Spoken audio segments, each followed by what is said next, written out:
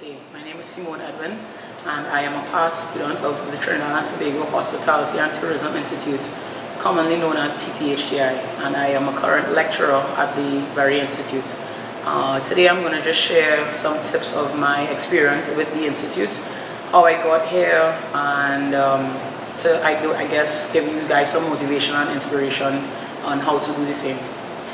In 2006, I completed my A-level examination known as CAPE at St. Francois Girls College, and upon the advice of my art teacher then, Miss St. Hill, she offered some advice. I didn't know what I wanted to do with my life basically, and at that point it was kind of a scary thought for everybody. So she asked me if I wanted to come to an open house that TTHTI was having. I didn't know much about it, but I said, why not? Can't hurt to try. And at that day is when I fell in love with this industry. I am currently a pastry chef, but I'm going to give you like a little history of my TTHTI experience and how it helped me become the person that I am today. After that introduction at the open house, I enrolled as a culinary arts student, which is the diploma program that I did for 1 year, and then I transferred to the management program the year after to complete my associate degree. So in 2008 I graduated, and because I fell in love with it so heavy and so hard, I realized that my passion lied in this field. I can't think of anything else that I wanted to do, and so therefore I opted to go to Johnson & Wales University in North Miami to get my bachelor's degree in culinary management. And it took me a year and a half. I would not trade that experience for anything in the world. It has given me a very broad view of not only life in Trinidad and this industry in Trinidad, but I got to experience to travel the world, to Belgium and Europe, to see what that side of it was like, as well as part of that program at Johnson & Wales. I then returned home to Trinidad. I always had a calling to give back to my country and to people that were around me, to influence them, just to show them that this side of, this industry, what beauty it has in it, the art that it has in it, the passion that you can get from it. And so I returned to Trinidad in 2010 after living a little bit abroad, and I began to work in the restaurant industry and the restaurant scene in Trinidad. I started off at Il Colosio. It was an Italian restaurant in Woodbrook on Rush Street, and again, very invaluable experience. I learned a lot. I always have to give thanks to that first chef who gave me the opportunity, as someone very green that didn't have much experience except school experience, and he gave me that opportunity to show what I was really made of, and I owe him a lot in my career. His name is William Margo.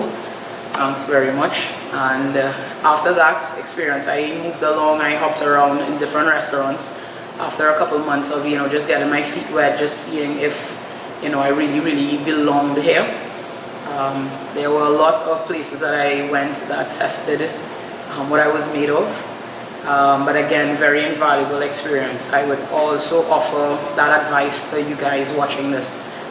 Even though there may be times in whatever career you decide to go into that you're tested and you push to your limit. Days you want to cry, days that you want to give up. You're thinking that this may not be the thing for you. I want to tell you all, if it's something you love, stick with it. You would never ever feel good with yourself if it is you just give it up and you quit. People always say, quitters never get very far. I believe that it is a very true saying. You should always try to just give your all, and if it is something you really love, just stick with it. The rewards will come eventually. After I worked at my fourth place, which was Buzo Osteria Italiana. I got a call from an old lecturer at TTHTI to be able to teach. Now, I didn't think at that point in my life, I was only 23 or 24, years old, and I didn't think that, I was able to teach anyone. Like, what do I know? Normally you would hear people that are in the industry 10, 15 years, then they would, go into teaching. But I answered the call. I said, why not? I guess, out of a little bit of cockiness, I took the job and decided, I wanted to prove something to myself that I was able to do it. So I said yes, and then, I learned the job on the job. And I must say that it was a very courageous thing that I did, and it's paying off a big deal, because I cannot see myself doing anything but teach and impart my knowledge, what I've gotten so far in this industry. I can't see myself teaching or doing anything else but teaching. Sorry. I started here in 2012, and I'm a current baking lecturer. So all the students that come into the culinary management program, I will do baking 1 and baking 2 with them. And every year I get challenges upon challenges, because we have a lot of different personalities and different students that come in to the institute. And it always provides me with a little bit of humor and a little bit of encouragement to see, from where students come, very, very green, very raw, similar to my experience back in the day, and to see them blossom into something that is, beyond anybody's, even their wildest expectations. I always wanted to eventually teach, so being able to do it at such a young age and actually falling so much in love with it is 2 of my passions, just giving back and, giving what I've learned, to do with your hands, to your mind, the whole art involved in food and cooking, to be able to express that, as well as to teach people to express that, is, a godsend in my career. I'm very thankful for all the people in my life who have given me the opportunity to do certain things, to be myself, and to impart, my crazy teaching style into my everyday classes. Just a word of advice: follow your heart, follow your dreams.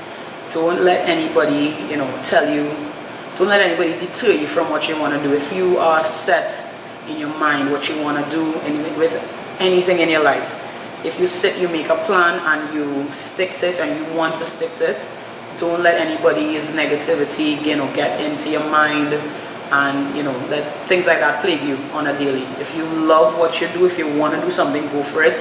Hell hard, but just be ready to put in the work. Things like this don't come overnight.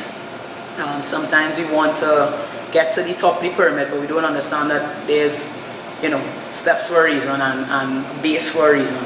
You need to work hard at what you do, put in the hours. It's going to be long, it's going to be tiring, but again, the rewards are so great when you do eventually put in the work.